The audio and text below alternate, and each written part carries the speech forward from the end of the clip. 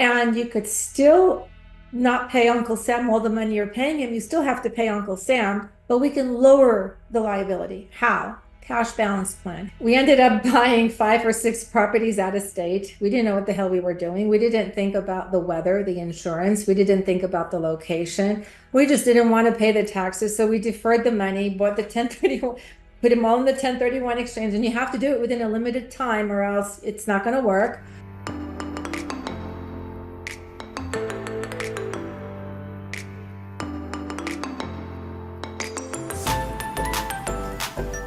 When it comes to resilience, I cannot think about a different name that Raja.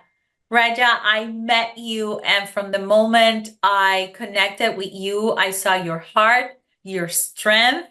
I saw how badass you were in everything that you did. And for that reason, I was like, I need to bring this woman to catch her spark so other women gets to be inspired by just your story and who you are as a woman. How are you today?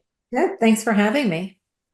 Yes, I'm super excited. I mean, there's so much things we can think about. And, first, you are in a highly dominated environment of, where men are the main service provider. You are in construction. And I mean, Raja, tell me about how you have managed this journey as a leader in the construction industry. Well, when I first started, I didn't want to be in construction. My education was in New York, and I worked for GE in the financial department. In administration, I had no business doing construction until I got married, and then my former husband ended up sustaining a life-threatening fire accident at the job site where he burned 20% of his body, second and third degree burns. And I had 2 toddlers. I had a 10-month and almost a 2-year-old. And I was working full time and trying to manage him being in the hospital, not knowing if he's going to make it or not. But then we also had projects that were ongoing. And as he got better in the hospital bed, he would dictate to me to go to job sites and meet with contractors and inspectors and get material and drop it off. And I was just doing whatever it took to survive, to try to salvage whatever money we can salvage before we lost it all. And that's kind of how the basis, the foundation started. It didn't start because I have a love for construction and that's what I wanted to do. It was survival mode. And then when he got out of the hospital and he's doing really well, he asked me to join the company. And I didn't want to join the company because I always worked in corporate, Fortune 500 corporation, always in top administration positions. And I didn't want to work for him. And I wanted to have a voice if I was going to work with him. And I wanted percentages of the company. And we worked it out where it started off as 51%, 49%. And then later on in life, because I was going for minority programs to get qualifications and certifications with the federal government, the states and the localities so that I can qualify the company. So then later on, I asked him, I wanted 75% of the company. And so, Girl. and I don't know that he realized what I was asking for. All he cared about was at the office, because I ran the operations in the office and he ran the business in the field. And the one misconception when you're a husband and wife business, in construction especially, you come across as you're just a fixture in the business as a woman and you're there for the certification programs and you don't really have a voice because the man runs it all. And I'm Middle Eastern, it's very cultural. It's kind of that scenario kind of comes into play. And I didn't want to be a fixture in the business. I wanted more. And we ended up bidding work for the federal government. We became a general contractor, one of GSA's preferred contractors for the federal government, but it took years to get there. And the processes in working for the federal government is not simple. A tremendous amount of paper, documentation, certification, security clearances. And sometimes we'd work for GSA and they'd have a client would be FBI or Department of Defense. And they had skiffs and they had high security places that you had to get into. And every agency has their specific processes in place, if you will. So even though our client was GSA, FBI might have a different security clearance than GSA. So you'd have to get twice cleared. So the office part of it was intense because we were dealing with multi-million-dollar contracts, and it wasn't, when you invoice, it's not one page. It's like 100+ pages to invoice the federal government, where when you invoice a private contractor, it might be, or a private client, one page with maybe some clearance paperwork with it to, to release liability, and that's it. So it's pretty intense. And my former husband used to say, well, he bid the jobs and he built them in the field. I don't know if your audience has this scenario, and that the office just processes the paper. No, very wrong. Without the office, you don't have the field. Without the field, you don't have the office. So if the both aren't working in sync, you have a failing corporation. They both have to work hand in hand, and they both have to have mutual respect for each other. Not that I do more than you or you do more than me, or look, I built the job, and if I didn't build the job, you wouldn't have the money so that you can pay the bills and what have you. It's psychological. It's you got the male component in it. You got a woman that's striving to want to do something. I'm cultural in the point where I didn't want to step on my husband as being a man and wanted to respect him as mutually. But at times in the marriage, it got very difficult because I was also the lawyer, if you will, just quote unquote the lawyer. I have money to hire a lawyer, so I would keep the company in compliance. So whatever the regulations, the local, the state, the feds wanted, whatever legal documents, subcontracts, I would write them and negotiate them with the subcontractors. I would read all 200-300-page specifications, their plans and specs that they come to bid on a project. He would do the plans and the specifications to bid on the different trades, if you will, to bring it to whole. And I would do the boilerplate. So I would read all the legal verbiage that has to do with putting the contract together so that we can have a foot in the door with the government with his bidding process. And sometimes they'd give us a fake job to bid on. So get this, I'd have to call, and my office would have to call subcontractors and vendors and get quotes from them. And they think it's a real job, but it's not a real job. It's a job that we need to bid on for the government so that we can qualify for something called IDIQ contracting, which is a 5-year contract with the federal government. And you can bid up to $25 million within the 5-year period with the competition. But it narrows the competition from, I remember going on job walks, and it would be, I swear to you, 50, 60 men in a room, and I'd be the only woman. That was in my 20s. Wow, I love it. The only women in the room, no more. Yeah, but the bad part was when I'd walk into the room, I get all these dirty looks from these men because it's just another competitor, right? You have 50 companies who are competing for this one job. When I went through the federal government with the IDIQ and got that contract, it was 10 contractors versus 50 contractors. It makes a big difference. Raja, right there, it's just so much. I mean, you come from a very traditional background, and life put you in a position where you have to pivot and you have to take the leadership on what your husband was doing, and you go, and not only that, you took it to the next level. Now you're not only doing construction, but now you take it to the federal level. You went for the challenging things. I love it. It takes a lot of ovaries to get there. and life happens, and you take the leadership, and now you are dealing with cultural challenges. How was that dynamic, you coming from such a traditional background in the Middle Eastern? What were some of those challenges? So some people can get a perspective what happens when, you have a cultural shock, let's call it that way.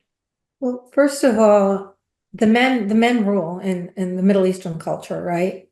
Today, women changed a lot, both in culturally, whatever the culture that is, and the way we live our lives today. It's not the same way as it was when I was in my 20s.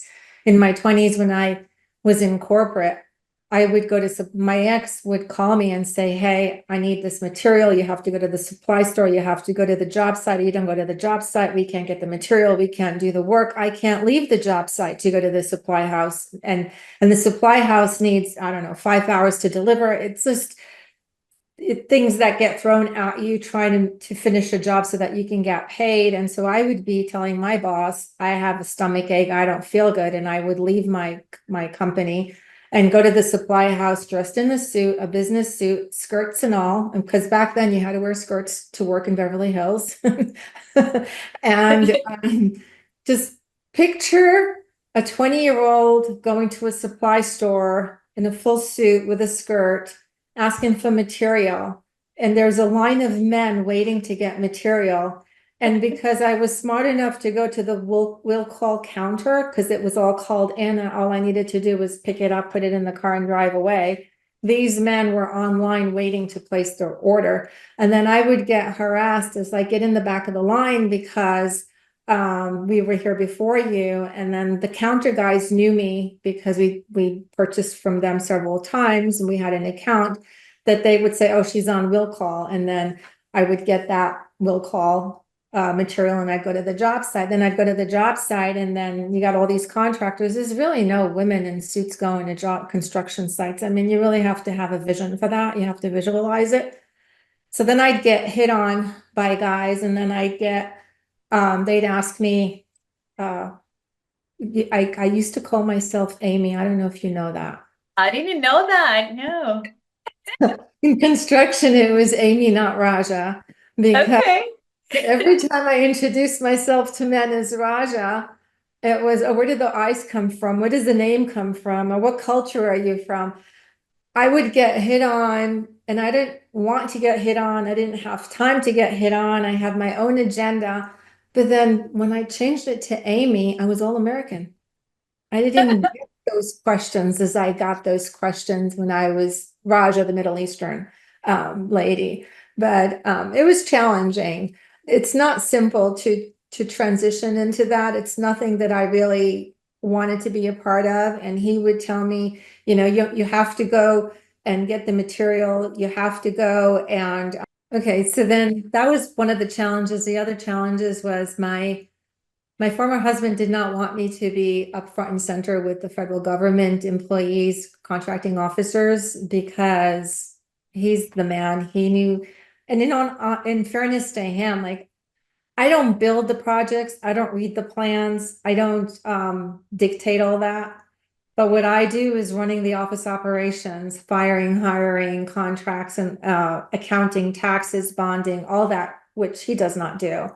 But for me to speak with the clients, and if I thought there was something that was not right with the clients, he would have an issue. If I talked direct to the clients, I'd have to tell him, and then he would approach the clients because he had created a certain rapport with the clients and how he wanted to treat them. And if I came across, I would come across stronger because I have that way of presenting. In construction, contractors present different than the blue collar and the white collar, if you will. It's a completely different ball game. And so if I was to talk to the clients, I would be talking maybe legalities that he didn't want, that he could kind of finesse in a different way, but then I need to protect the company. So we would have these clashes between him and I. Well, if you do ABC, it's going to affect us this way in the company, and I need to protect the company.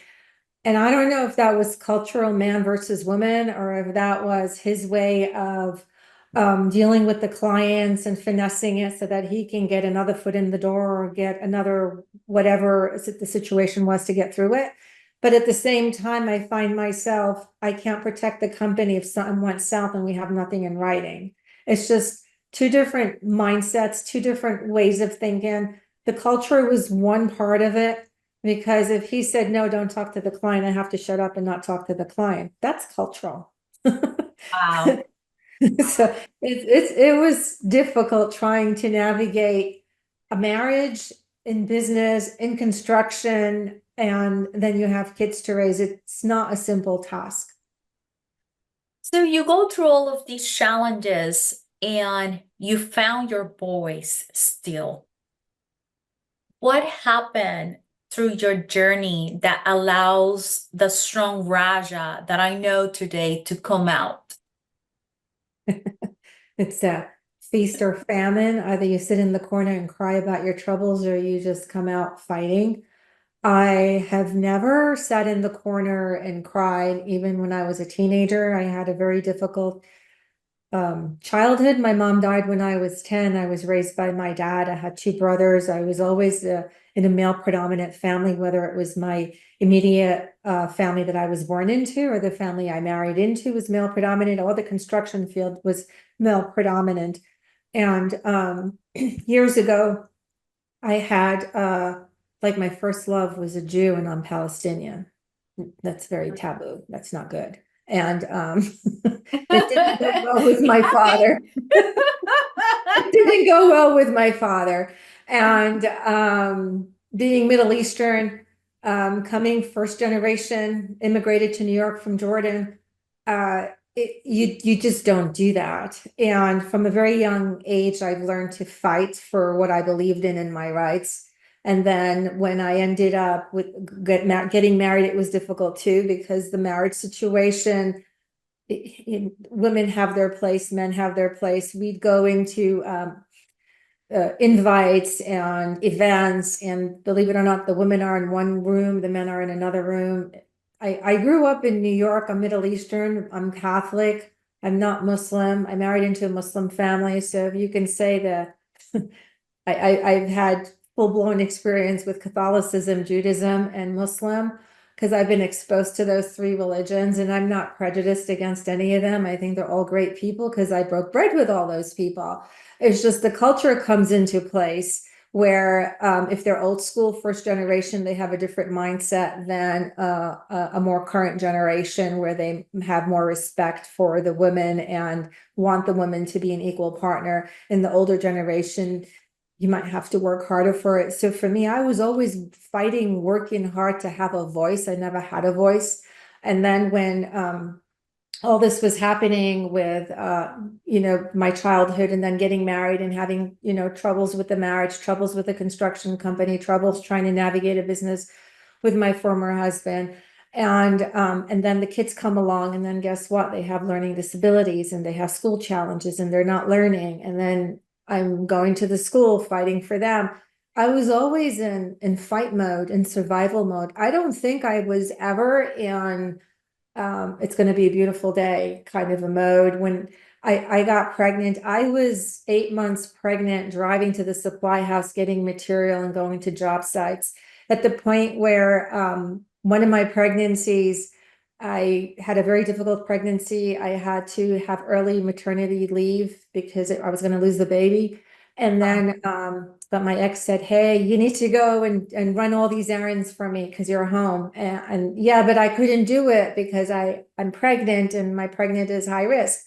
So then he would give me one of his friends who, back then, he was a recovering alcoholic, and he couldn't drive, but he can at least be with me. If I had an emergency, he can help me. And so he would come and pick me up. I would pick him up, and then we would go driving. And I remember one of the times I have two boys. And so my second pregnancy, I was doing all these errands for my ex-husband, and went to the supply house to get material and go do deliveries. And I was 8.5 months pregnant, and I had my little boy on with my hand. And so the guy goes to me, the counter guy, he says, "My God, you're pregnant. What are you doing running around?" I says, I got to do this." And he says, "Well, what happens if you have the baby? Like, if the baby wants to come now?" I says, "Then yes, you're going to have to take me to the hospital." What the hell you want me to tell you, right? I mean, it's just feast or famine, struggle and survival mode, trying to make it with what you have, because we didn't have the financial means. We didn't have the real estate houses. We were just building ourselves at a very young age, but then you have all these curveballs that are thrown at you. And then, when I went to the school district, and they said, "Oh, your kid can't read and your kid can't learn." And, well, that was a whole nother obstacle that I had to overcome. So when you ask me, where did my fight come from? I don't think I've ever been in non-fighting mode. Wow, for sure, that will create a lot of resilience, determination, and focus. That was many, many, many challenges and struggles just going through that process. I can't imagine. I mean, you were raised in a humble family, let's call it that way, and you work your way up to the federal contracts. So you are also an investor, which you learn how to do many things in the real estate world. What really triggered you or what really inspired you to become an investor? What happened through that process when you are working on your way up? What is the first step you took and how was that journey for you, Raja? Well, when we got married, we couldn't afford, I don't know, I think maybe our house was $100,000 back then. Simi Valley. We didn't have the money to live a really good life. So, and back then 100,000 went a lot further than $1 million, which is the median price to homes today in California, right? It went a long way. But um, they were always fixer-uppers. Every house that my former husband and I invested into was a fixer-upper. So I never had that move-in, beautiful home that any woman would dream of, right? I never had it because we couldn't afford it.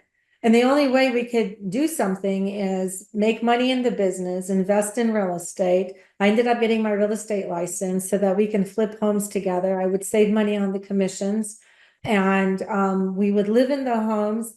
And like every 2 years, we'd up the home. So we would buy fixer upper homes every 2 years, and then sell them, and then through appreciation go to the next one, and so on and so forth. That's kind of how we built our real estate portfolio. I remember one day I went to Jordan to visit my uncle for the first time after 35 years. I haven't been in the country, and then when I came back, my husband says to me, "Oh, I bought a property." And I said, "Oh, that's nice. We're in Baldwin Park." Okay, cool. He says, "Oh, you have to come see it." I said, "All right." So my mother-in-law, she wanted to come see the property, and I go to her, let's take a ride. So we go to Baldwin Park, and I swear to you, John, there was no roof. If you look up, you see the sky. I go to him, "What the hell did you buy?" So, Fixer upper, but blue skies. I kid you not. He had bought a fixer-upper without me knowing. Mhm. And he ended up demoing it. And then when Mhm. I went there, I was, oh my gosh, like this is a lot of work. And real estate market was good back then. It was maybe 2006, 2007, Just somewhere just there. Mhm. there. And I said, oh gosh. And I was, again, me, legalities, what if it rains? And I'm the what ifs, and he's the one is, we're going to do this. And no matter what, we're going to do this. I'm like, okay, fine. He got some people there. He was able to put the roof back on. He took care of it. And then he goes, "You're going to sell it for me." I said, all right. So I put it on the market. I sold it within a week. And I couldn't believe it. I'll give him credit because he does really good work. He does amazing work. And so between what he did and me listing it and selling it, we had some cash flow. And then we didn't want to pay taxes. So how do you defer cash flow? You do a 1031 exchange. So you do the 1031 exchange and you say, oh, we need to buy all these properties. So what did we do? We became like a Donald Trump. We ended up buying 5 or 6 properties out of state. We didn't know what the hell we were doing. We didn't think about the weather, the insurance. We didn't think about the location. We just didn't want to pay the taxes. So we deferred the money, bought the 1031, put them all in the 1031 exchange. And you have to do it within a limited time or else it's not going to work. And then I find myself working with property managers in Houston, Texas, and Galveston, Texas, and South Carolina, in Mississippi. And I said, oh shit, like, I don't know. Like, and these managers are not easy to work with, right? Because they have their own policies, their own set of rules. And I will never forget, in South Carolina, we bought this one property, and and I'm supposed to manage these 4 or 5 properties that we bought, and I'm supposed to run the company with him, and I'm supposed to take care of the children, and I'm supposed to fight the second largest school district in the nation because they weren't giving services to my children simultaneously. And I said, okay, well, if we have property managers in each one of these states, it's going to be easy. No. And so one day when we closed on the South Carolina property, I get a phone call from escrow. And I said, yeah, and it was a Southern gal. And she says, Mrs. Marhaba. And I said, yes. And she goes, what on God's earth made you go through another insurance company? And I says, because it was a lot cheaper than your insurance company. And she says, you're not supposed to do that. She says, you're supposed to go through our people and you're supposed to agree to their prices and you're supposed to go through that. You're not supposed to get your own insurance company. And as I said, I'm sorry, it's my money you're spending. It's not your money you're spending. So I'm going to go with my insurance company. And I was just, oh my gosh, it is not simple. And I felt like when we ended up finding these properties back then, I don't know if you're familiar with this, Jen. There was, I call it the real estate meat market. Yep. And you're familiar? Because you Yes. go into one convention setting room and you have all the mortgage brokers, you have every state in the country with all the paperwork of all the real estates that's for sale over there, all the escrow companies, all the property managers. It's like the one-stop shop. So I called it the meat market of real estate. I didn't understand how it all worked. It's a lot of politics that goes in with that. It's not very simple. And when I got into the properties and I started to deal with these property managers, oh, and then wait, and then they send you a bill for $2,000. You go, what the? It's $2,000 for what? Oh, you got the faucet broke, this broke, that broke. You got to fix this. Oh, and there's an assessment on the property. It's HOA, and you have to pay whatever. And I'm doing the calculations, and I was managing the property managers for my properties because it's not black and white. It's really not black and white. There's a lot of challenges. And so that's kind of how we started to up our real estate, and we stayed with them. We sold some of the properties, and then the real estate market went upside down. Remember when Yes. you were more into debt than you were, like you had more expense than appreciation, and nobody Yes. was buying, nobody was selling. You couldn't sell. Yep. We Yes. Go ahead. I think that a lot of people think that buying rental real estate is a passive investment. Somehow under the IRS code, it falls under a passive investment, but I think it's one of the least passive investments in the passive strategies, right? Yeah. Because as you mentioned, you have to manage the property managers. You have to train the property managers too, because they still have their policies, but it's still you are the customer and they have to meet certain requirements. And if not, then you just move on to a different one. Sometimes it's challenging in those markets because there's not many people that do those services, right? Because it's a tough job. Being a property management company, it's a tough job. It's not something I ever want to do. I try it once with my first property and I say not ever again, right? I just decide no. But as you mentioned, it's a lot of work and you have to be focused to get that going. So it sounds to me that you start with the right idea, right? The 1031 exchange. Let's make money and let's keep that money at home instead of giving it to Uncle Sam in the legal way, right? And then you start learning a lot about real estate. You put it together and you get to the point that you thought it was passive. And then here you are working even more hours than what you anticipated. So, but you're building your portfolio. So what happened at that point when you say, you know what? I'm done with these properties, or how did you change the strategy to make it more to the kind of investing you wanted to do? Well, on the construction side, because we still had the construction company, we were Mm-hmm. making money. Mm-hmm. Real estate side, we were losing money. So the next thing that happens, you have a tax write-off for all the money that you're making, and Uncle Sam still doesn't get all the money that he should get, because it's a debit and credit, right? So if you have money on a loss, and then you just put it together. But the the IRS doesn't allow you to deduct 100% of everything that you want to deduct, right? There's limitations to everything. That's just how the IRS is formulated. That's how it works. And so it worked for us because we had gains, and we would defer money from one year to the other in the construction piece of it, because we didn't want to pay the taxes. I'd bill late December so that the money comes in January, February, right? I mean, there's all these tricks you can do that are legally, and you're just like pushing it, but you're not doing anything that's wrong. And but we would do that on that side, and then the losses in the real estate would offset the gains on the construction side that same year. Why? Because we pushed money, we didn't bill until the following year, at the tail end of the current year, so that the money doesn't come into the following year. And so I think you really need, when you own a business, whether it's real estate, construction, any industry, you need a really good CPA, and not a CPA that just does CPA, corporate returns, personal returns.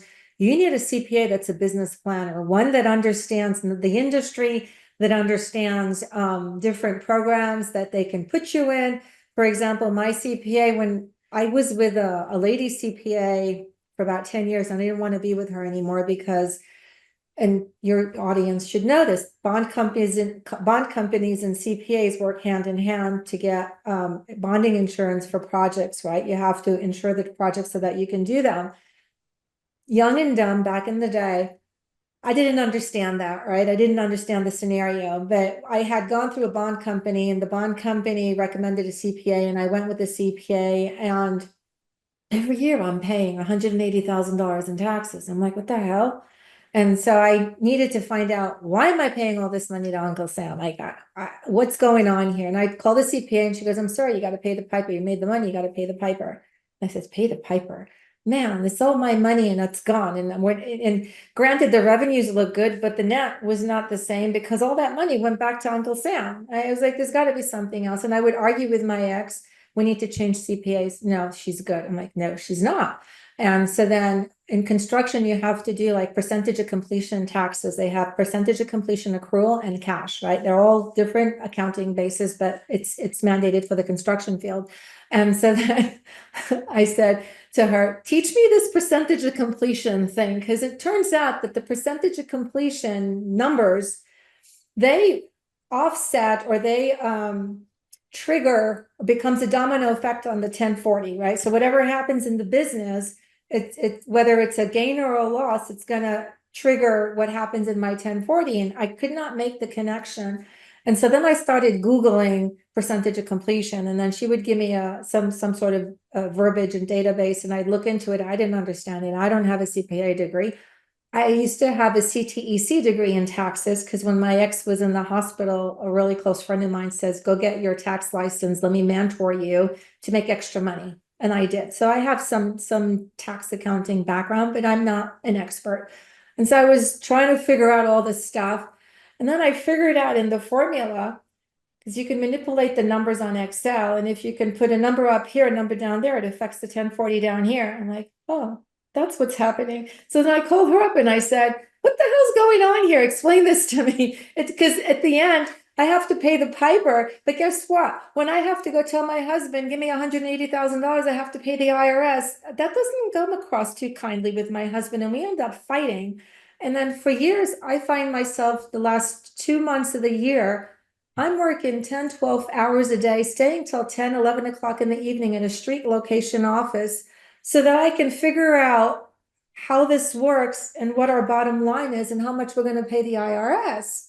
And I would have these fights with my ex. It was a tremendous stress on the marriage, because imagine you telling your husband, hi, honey, I need 180,000. Why? Because, we made all this money and we have to pay all this in taxes. Like, well, now we made no money because it just went out. There's no money. And so then, years after fighting with him, I found a CPA that had the same mindset as mine. So you really need to have the same mindset with the CPA. You need to trust the CPA, and the CPA needs to be an entrepreneur business CPA, not your straightforward 1040. Let me do your taxes, your corporate, your personal, and let me make your taxes look so good that the bond company approves your retained earnings. If you don't know about retained earnings are really important in the company because that shows the strength of the company. And so what the CPA was doing, the former one, was making the retained earnings so high that the bond company would approve us because the company looked good and they would take the risk on us. Everything is a risk. When I found this other CPA, he says you could still have the retained earnings and you could still not pay Uncle Sam all the money you're paying him. You still have to pay Uncle Sam, but we can lower the liability. How? Cash balance plan. Have you heard of the cash balance plan? Yeah. Yeah. So we ended up putting that together. Too much about taxes for my own good, Raj.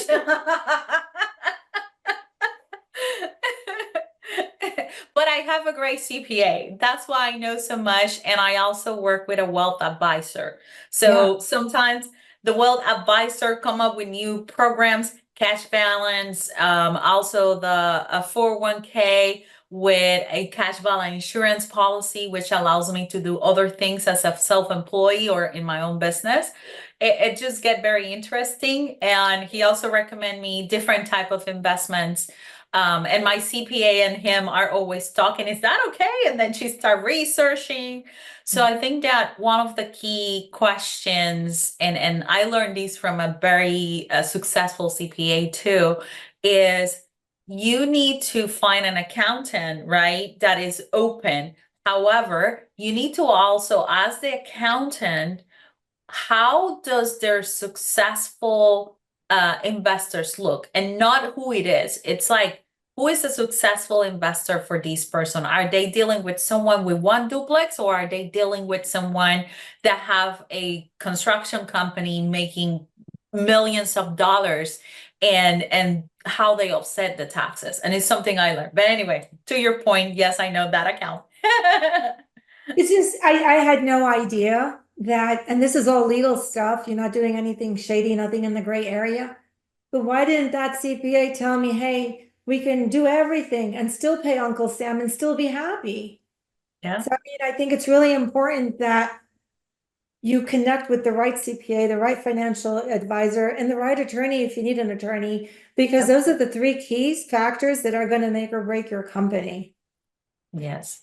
Yeah, the compliance side, and that's part of the accounting and legal side, verbiage, tax attorneys. There's an attorney for everything you can imagine. Sure. But you can't afford it all. It's a lot of money. It is. It is. It gets expensive pretty quick. Yeah. So, yeah, nowadays the good attorneys minimum they're making like $500 an hour. So, and the other ones might be a little bit lower. You can find some of them that's still at 300 or 350. So it adds up pretty quick when, you need to consult with them. So you have to be very smart when working with them or getting that advice to ensure they give you the answers very precise. So so it's the same thing with attorneys. You have to find an attorney who has an entrepreneurship mindset, because they're going to save you money, give you a pretty solid advice, instead of like trying to scare you, which I went through that. I call it the scary.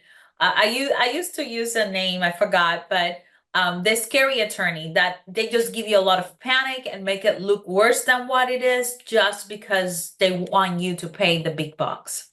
Yeah. So you have to do your homework, your due diligence. yes, Every yes. I learned from my children's, because we sued the second largest school district in the nation to get support services for them.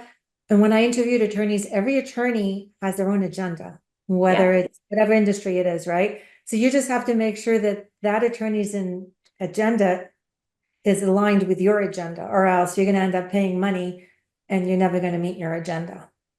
Yes, that's correct. Now that you mentioned this, I know that, I mean, you are dealing with all of these struggles, shocking culture, being surrounded in the male industry, you become very resilient, you start finding your voice, and suddenly there's this challenge with your kids that brought the fearless Raja, and she went against everything to fight for injustice in the district in California. And I mentioned it pretty openly in Los Angeles, California, because it's happening. And you know that some of my friends are dealing this with a special needs kids, that California department is not providing what they need to provide to kids education, and it's just they're fighting back. But you go there and you say, no, I'm not accepting what you guys are doing. It's not the right thing. You are not assessing these kids correctly. You're not providing the education, and I'm not going to allow you to do that. So you took that problem from a personal level. Tell us what's that journey and how you take this specific challenge to the next level. How much time do you have? Let's go to the journey. I think people needs to know these things, Raja. I mean, you're fighting every day with your business, trying to be an excellent mom, trying to be an excellent business owner, trying to get into the federal government, getting those contracts, provide with the family, and you're having challenges in your marriage as you guys are going through this. And now the distress come and they're being unfair to your kids when you were asking for help. Tell us what happened and how you react to that. Okay, you gotta go back 27 plus years, right? Yeah. 7 plus years ago. My kids are 33 and 35 today now. But 27 years ago, they were 4 years old. And my younger one, Jonathan, couldn't read, couldn't learn the alphabets in pre-K, K, first grade, the repeated first grade a second time.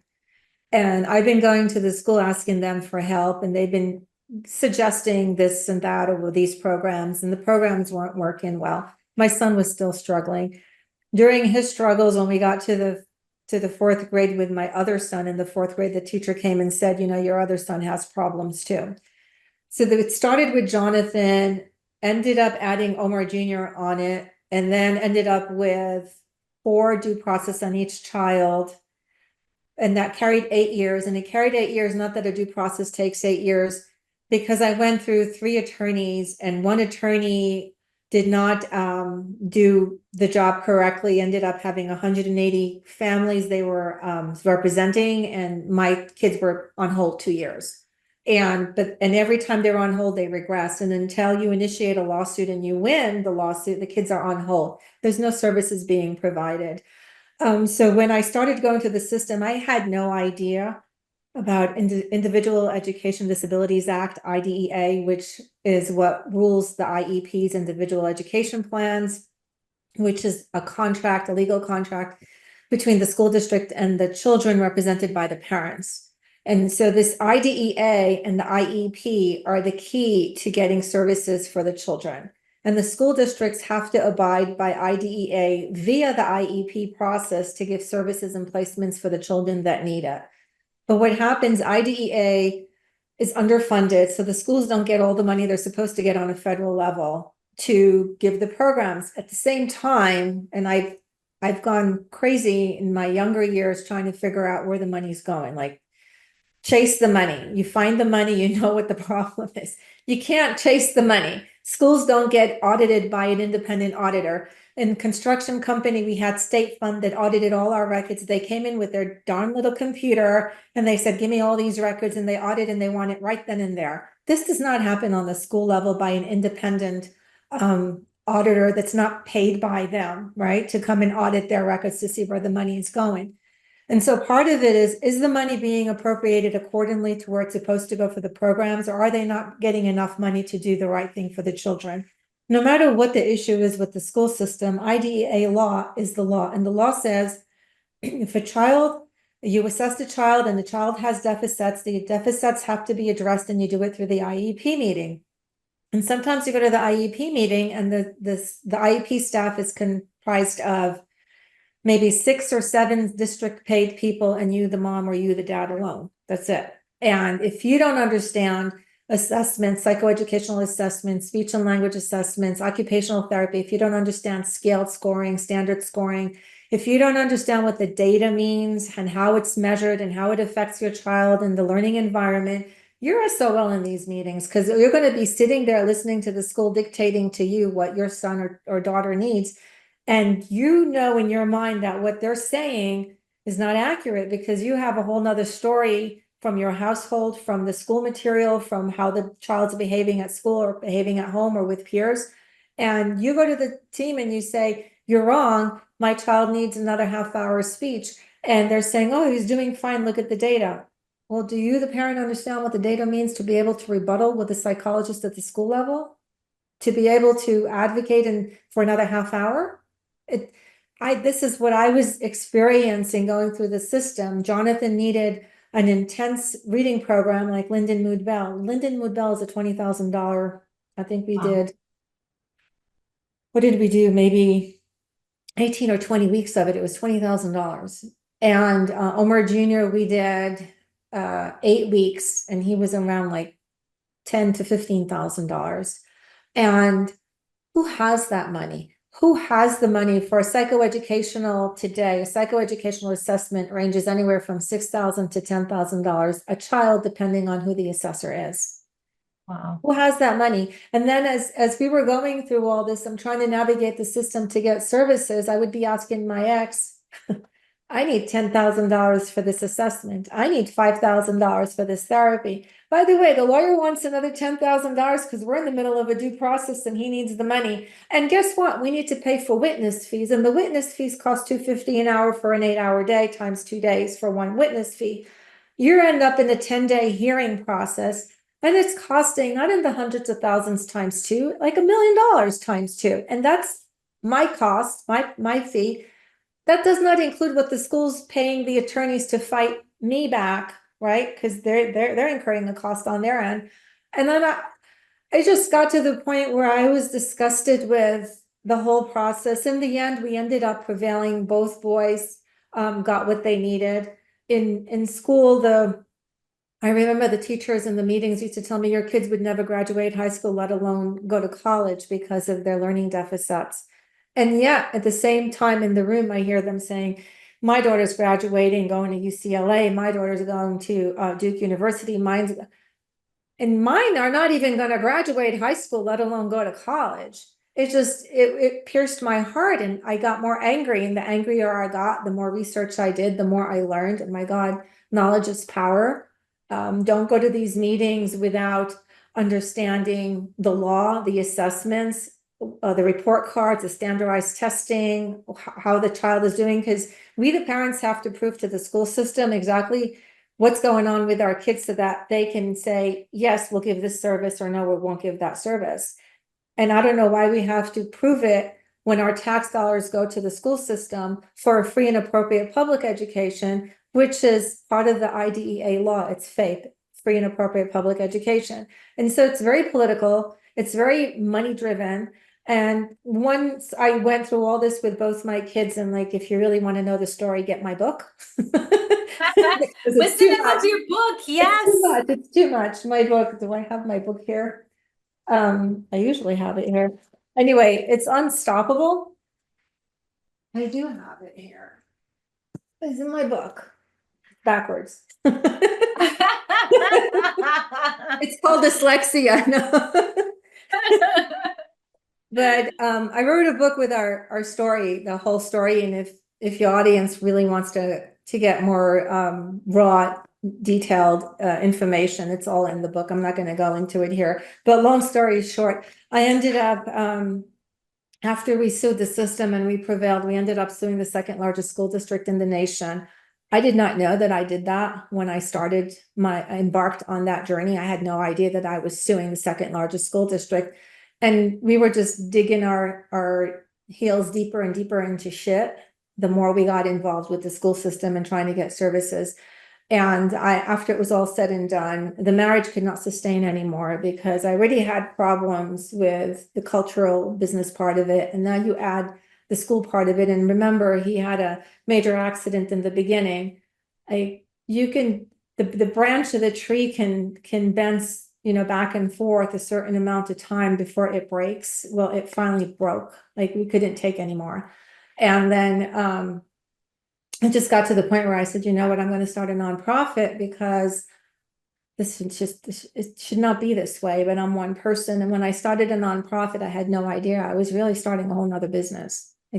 You should know that if you start a nonprofit because you want to start a nonprofit because you have compassion, it's a whole nother business. It's not just a nonprofit. Oh, yes, it's another business, it's another challenge. Yeah, that comes with a whole bunch of other stuff. Yeah. So what's the name of the foundation, Raja? It's the Jonathan Foundation for Children with Learning Disabilities. It's www.thejonathanfoundation.org, and it's JONATHAN. If you put an O, you won't find us. Perfect. And I will make sure I put a link at the bottom in the description so people can connect and understand the mission of this foundation.